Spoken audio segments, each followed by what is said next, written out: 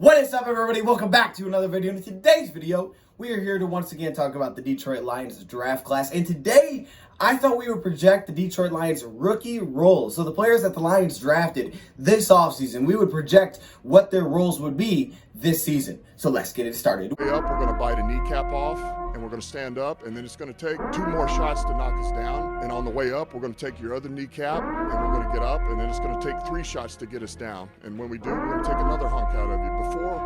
Before long, we're going to be the last one standing. Welcome everybody to a video. Glad you guys are here. Yes, we're back to talk about the Lions draft a little bit, man. I loved this year's draft looking back on it. I like so many of these picks. But today I wanted to talk about what I thought their roles would be this season based on what we know so far, what we know of the roster, what we've heard, and kind of just project what their roles may be. Now, I could be off on these, right? I could be wrong, but this is what I think the roles will be for these rookie players. And we're not going to be talking about UDFAs because I feel like UDFAs are more will they make the team or not. Draft picks, for the most part, usually they all make the team. Sometimes those 7th round picks, so they're a little bit questionable. You guys remember PJ Johnson out of Arizona. So sometimes you don't always make the team if you're a 7th round pick, maybe sometimes the 6th round pick. But assuming they all make the team, because I think they all will make the team, we're going to go through what I think their roles could look like this season. Now, we've done this in the past. I think we did this a couple years ago. I don't know if we did it last year's for that draft class, but we've definitely done this before. Now, just because your role is something now does not mean that's going to be your role every year. You know, you could change positions. You could get a bigger role. You could get a smaller role. You don't really know what's going to happen. But specifically, we're talking about this season. Now, as you guys can see, we got a different background once again. And I don't know if you guys remember this or not. You're a real one if you guys remember seeing this. You guys remember seeing that? Okay. Same place, sort of, not exactly, but it has the same little, General Electric thing. So that's our background for today. Not very exciting. I know, I'm sorry. Go through all the Lions draft picks. I'm going to talk about what I think their roles will be this season for the Detroit Lions. So let's start off with the Lions' first pick in this year's draft. We're talking about the top offensive lineman off the board. Man, the reaction to this was priceless. I loved the Lions' reaction to landing Penei Sewell. They wanted this guy so bad, and Penei Sewell landed to the Detroit Lions at number 7. So what will his role be this season? Well, I think that his role is going to be the starting right tackle. Yeah, I mean, there is that chance that a guy like Terrell Crosby could take that job, but I just don't see that happening. So far this offseason, the word has been that Penei Sewell has been in the starting lineup when next to him is Big V, Frank Ragnow at center, left guard Jonah Jackson, left tackler Taylor Decker. Seems to be pretty set what this offensive line is going to look like this season. Now, of course, injuries, things can change during the season, so we could see some things move around. Maybe Big V goes to a different spot. Like I said, injuries change everything, but I think heading into the year, assuming you're healthy, the idea for Penei Sewell is that he is going to be the right tackle. Taylor Decker just signed an extension a little over a year ago, and now with Penei Sewell, they're moving him back to right tackle. Now for Sewell, it's a little something that he's going to have to get used to again. Remember, he did this back in high school, so he said it's taking him back to his high school days, but at Oregon, he played that left tackle spot. They brought him in, they put him on the blind side of the offensive line to protect the quarterback. Sewell said it is like having to write your name with your left hand, and guess what? If I try to write my name with my left hand, it ain't going to look very good, okay? So it's something that Sewell's going to have to get used to, but him having some of that background is very important. Sewell was definitely not in the most NFL-like offense at Oregon. It was a very screen-heavy offense, but I do think schematically there's a clear fit here. Now, I think he fit a lot of different schemes because of his athleticism and size and power at his age, which is crazy, and that's the reason you draft him. But you draft him because, yeah, he's really talented right now. We know what he did in college. Didn't play against top competition, didn't play in your most normal NFL offense, but what you know is what he can be. You draft him for what this guy can be because of what he already is at his age, which is crazy. But I do think he'll take his lumps early. You know, he opted out last season. He's moving to right tackle. I think he's going to take his lumps because the offense that he played in was not the most NFL-like. He'll be going against top-tier competition, but in a zone rushing scheme, he's going to fit that because he's so agile, able to get to the outside, able to lead the way, able to get to the second level. Then, of course, playing in those spread formations, he's going to help out on screens, running back screens, everything to the outside. Maybe first day, Terrell Crosby might make less mistakes, but as Sewell goes on through the season, you're going to see improvement from a guy like Penei Sewell. I believe that. Tackles can struggle first year anyway, so I think we're definitely going to see lumps from Penei Sewell. And you're going to get crazy people out there saying Sewell is not that good or whatever, but anyways, it don't matter. All right, as year goes on, Sewell will improve and he'll hold down that right tackle position for years to come, I believe. His size and athleticism with that size, you probably could put him really anywhere on the offensive line, maybe aside from center. You probably could put him anywhere. So if injuries come up, awesome, you can move Penei Sewell around. Maybe at some point he's playing at left tackle this season. Hopefully that's not the case. Hopefully everybody is healthy. But I think for the foreseeable future, the idea for Sewell is that he will be the starting right tackle. I think that's the idea. Keep Taylor Decker where he is. Obviously locked up Frank Ragnow, and the right tackle is Penei Sewell going forward. And we've talked about, right? The offensive line is a very bright future. Big V is locked up if you wanted to keep him. You still have a guy like Logan Stenberg. But then, of course, you have Jonah Jackson at left guard. You got a young offensive line that's really just should grow together and get better together. So while Sewell may see his lumps, I do think that he starts this season. I think he will start throughout the season. I think he may have lumps early, and Terrell Crosby, he's going to be there to help him out. The idea is he starts at right tackle this season. So that's the easy one. But now let's move on to the rest of these picks. Let's move on to the second round where the Lions selected a defensive lineman out of Washington. Man, this dude's get off is ridiculous.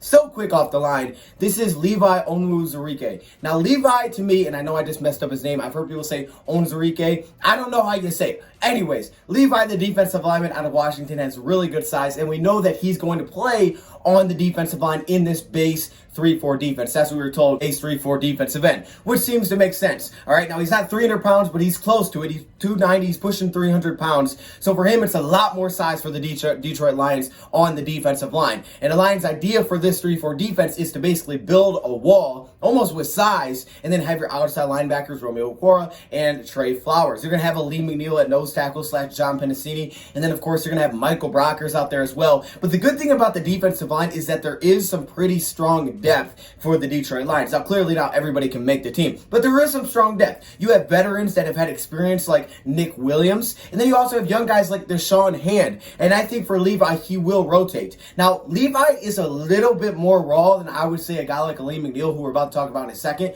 because for Levi, he opted out of 2020, and 2019 was his first year starting. But he still has really good numbers. He was able to get off the quarterback. He has that upside of being able to get after the quarterback with his explosiveness and get off. Do you want to expand on that quote just a little bit? I mean, I think it tells you all. I like people up. I like to get off the line and just put my helmet or my hands on an offensive lineman and up an offensive scheme pretty much. I like pushing them back 2-3 yards and just making them feel like.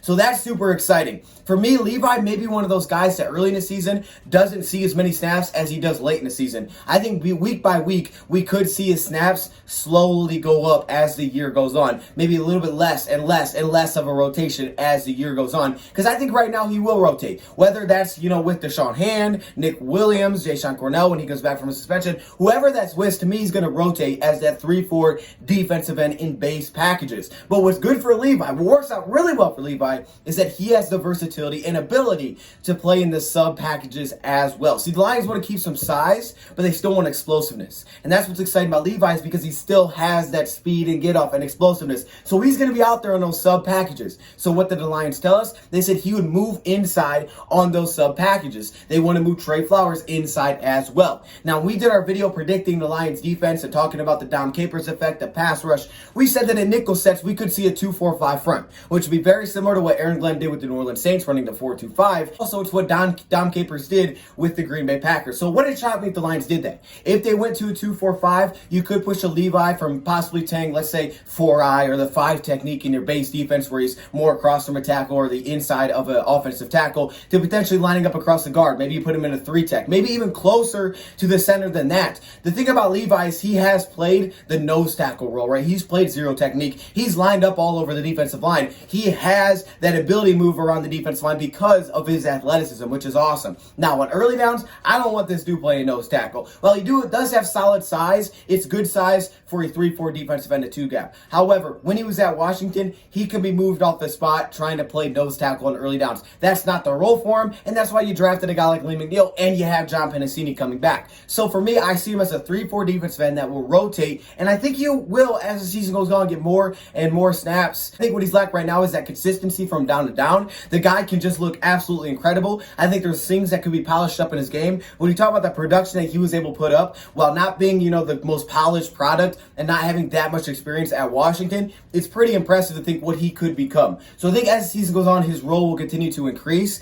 and then we'll also see him on those sub packages for the Lions. Now, if they're in a 3-3-5, we could still see him on the field. They could still put him at the nose tackle in a 3-3-5, and that's perfectly fine. On passing downs, it works because you're getting after the quarterback, you're pinning your ears back, and you're getting after it. And Levi is a tremendous run defender, so he's going to help us on those early downs, and it'll be a big improvement just because of his sheer size. He's 30 pounds bigger, basically, than Romeo and Trey. So putting him on the defense line, 3-4 defensive end, he's going to have no issue with the two gapping responsibilities there, but he also does have some one gap upside because he's so quick. So if you ever ask him to do that, he may be able to do it. Plus, he has some pass rushing upside. So on those early downs, if they do pass, there's going to be occasions where Levi is able to get to the backfield. But then, of course, if you can shut down the run early, then you get yourself in them obvious passing downs, and that's when he gets to eat. That's when he gets to pin his ear back, say, I'm coming after you. I'm going against the slower interior offensive lineman. Good luck stopping me. But the Lions will move this around. While we did say 2-4-5, we know that there's going to be a lot of different looks we see. We could see one defensive lineman, three defensive linemen. We could see 3-3-5. We could see 4-2-5. We could see a lot of different things. It just depends on what the other opponent is playing. Per Trey Flowers could play nose tackle. So he may not be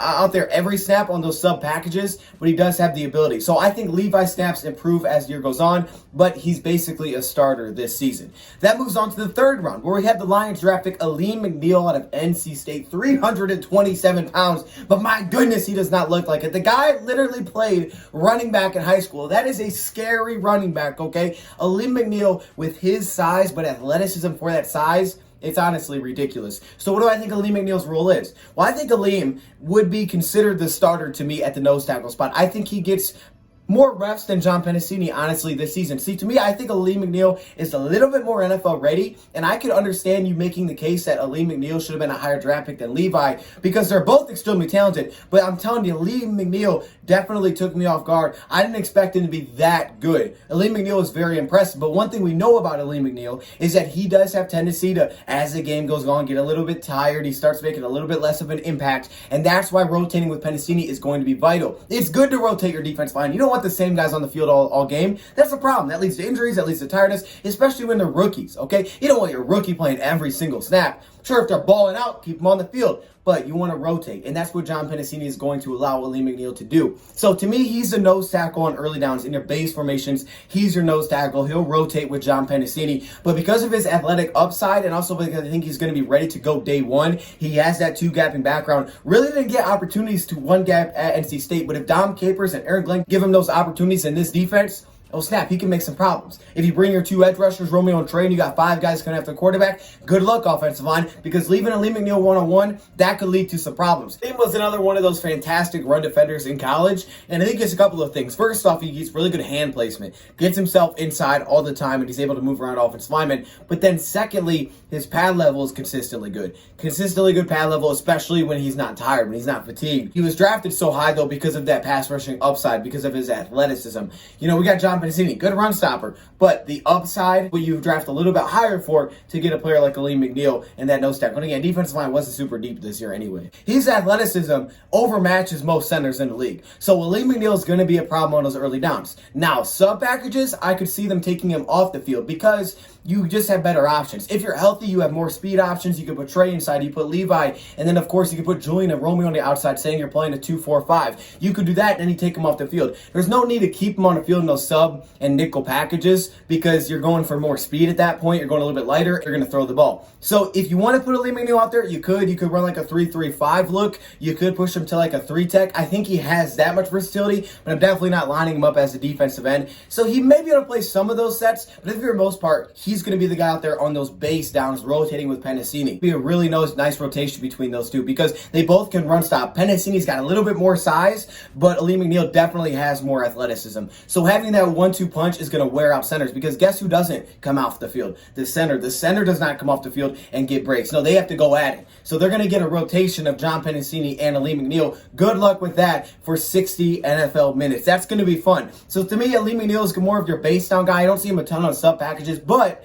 You could at certain occasions if you want to, if you're still worried about the run, you still want to nose tackle on the field because he does give you that athleticism that Penisini really won't. Of course, in goal line situations, things like that, you could put both these guys on the field. You could put Aleem next to John Penisini. Think about that for a second. Hey, we need big bodies. Okay, let's put Aleem McNeil, John Penisini, Michael Brockers, put these big dudes, Levi, all on the field at once. Oh, snap. You got 1,200 pounds, man. That's a lot of size, and that can stop the run in those red zone situations. So that's where I think he'll be utilized. And that moves you on to the second pick in the third round. This was at the end of the third round. This is my man, Iffy. This is Ifeatu Melifonwu. Now, I know I've messed up his name a lot, but I think I said it right there. I don't know how I did that. So what is this guy's role is going to be? Well, I love me some Iffy. All right, we've watched the film. I love me some Iffy, and I think his versatility is what sticks out. His size. Basically 6'2", 200 plus pounds with the long speed that he has, the quickness. It's really the balance to me in the short area situations to keep really good leverage, not be pushed to one side or the other. The aggressive nature he has as a tackler. He has had some missed tackles, but he's ridiculously aggressive. You just have to clean up the technique a little bit, but definitely an aggressive guy will not just stand there and get blocked. So because of his size, speed,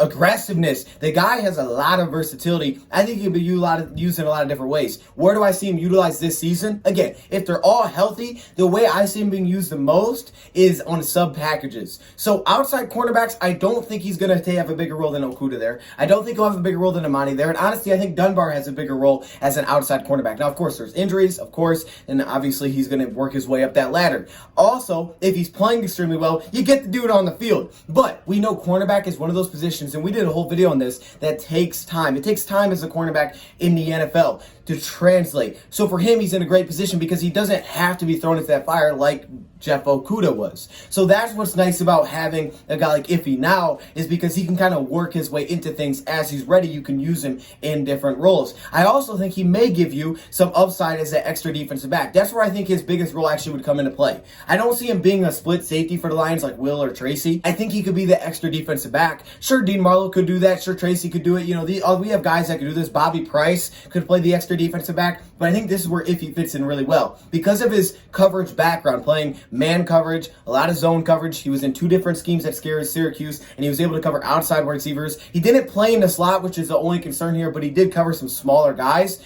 But because of his size, he could be the extra DB that could go out, play man coverage against a receiver, a slot, an outside receiver, but could also line up across from a tight end. Because for tight ends, their advantage is size. They're not going to have that advantage on Iffy. Not with his wingspan and his size. Also, he has the ability to go up and get it with his vertical. There's not an advantage there. And then, of course, the speed. Iffy's got more speed than your tight end. Iffy, to me, and we did a whole video if you want to check it out, could be the X factor in certain games for the Lions this season, because I think he could be utilized as the extra DB. Now, extra DB, that may sound like, oh, that's not a big role, but it is a big role because you're usually in your sub packages more often than your base defense. All right, over half the time you're in these sub packages, and I think that's where we're going to see Iffy the most this year. So it'll be like a hybrid between safety, linebacker, cornerback. He's aggressive. I think with his size, he's going to be asked to do a lot of things. Remember what our defensive backs coach Aubrey Pleasant said: don't be surprised if you're asked to do a lot of things, because you can. We know that you can. You only played outside corner at Syracuse. We get that, but because of your talent, we know you can play different spots. So outside corner definitely could be his future, and that could be his thing. Like, hey, down the road, I'm just an outside corner. I'm not doing this extra DB stuff. But I think year one,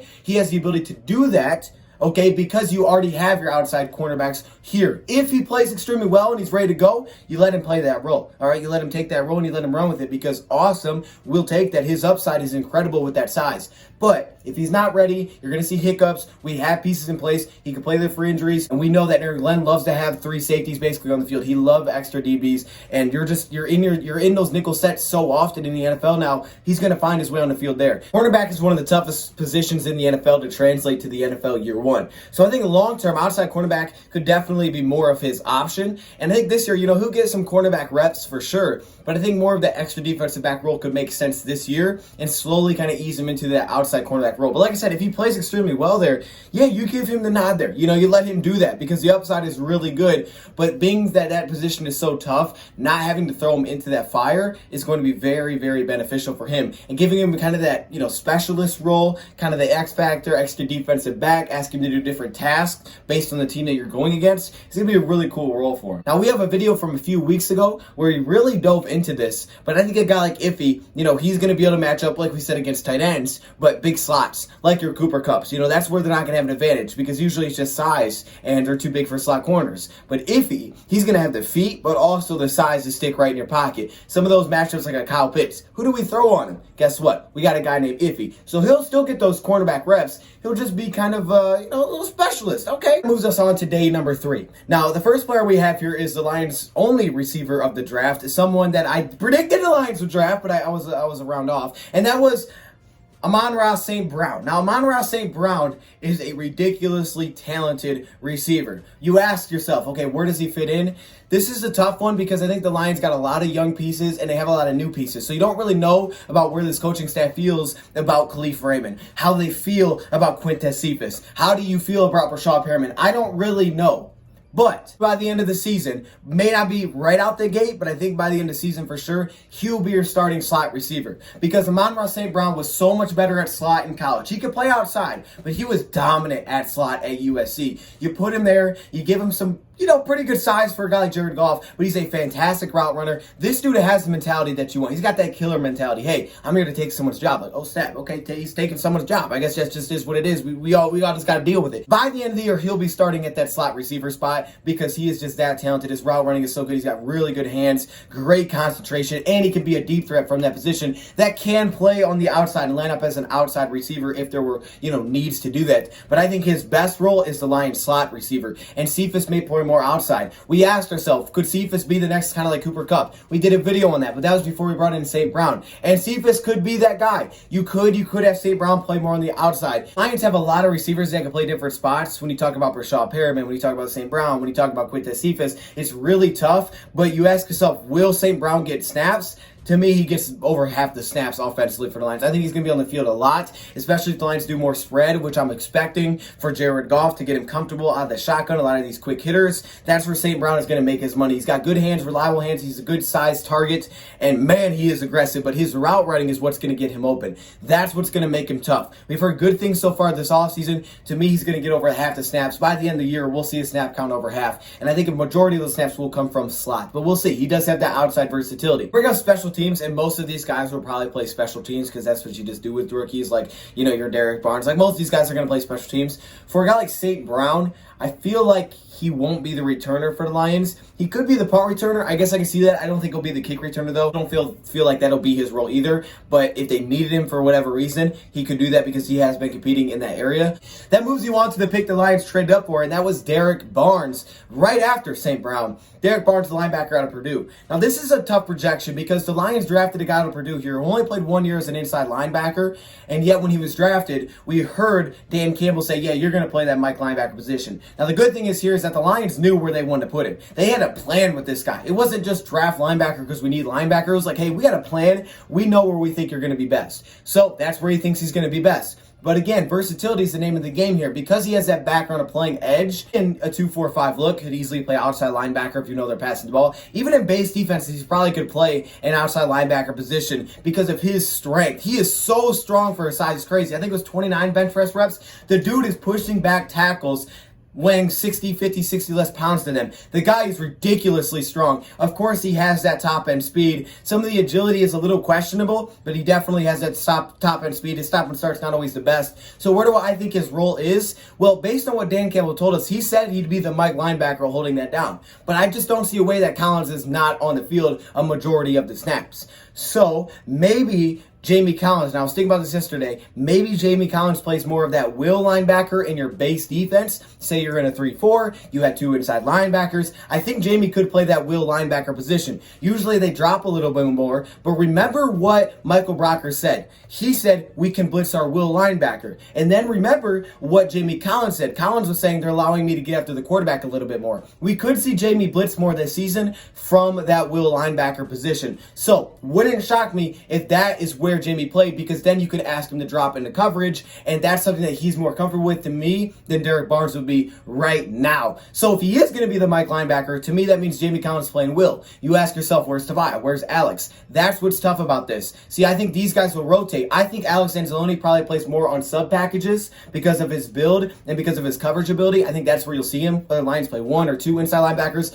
That's where you'll see a guy like Alex Anzalone get a lot of his snaps. Lions start Derek Barnes at Mike linebacker. He's definitely definitely going to take his lumps this season because, you know, he does have some inconsistent play reads, can be a little slow to things. When he's on top of it, he's on top of it, but he can be a little off with those. Sometimes his angles aren't always the best. On the edge, I think he'd be more ready right now. But down the road, the idea is I think that he is the guy. He mans the Mike linebacker position. So taking some of your lumps now is probably what the Lions are okay with doing. And the thing about a guy like Jamie Collins, he can literally play every linebacker spot. To hold down that role, you can find a spot for Jamie because he can play all over the field. And then remember those sub packages. If Derek Barnes does come off the field or if he's playing outside linebacker, Alex Anzalone has played the Mike linebacker position, so he can just play that in sub packages. We'll see him less in sub packages than we will on base downs. I think in those sub situations, we'll see him play outside linebacker potentially, maybe a little bit inside linebacker, but I think we'll see him less than we do on those early base downs. I have to go off what Dan Campbell said. He said Mike linebacker, so I think in those base sets, he's going to play Mike linebacker. I'm just trying to figure out how that works.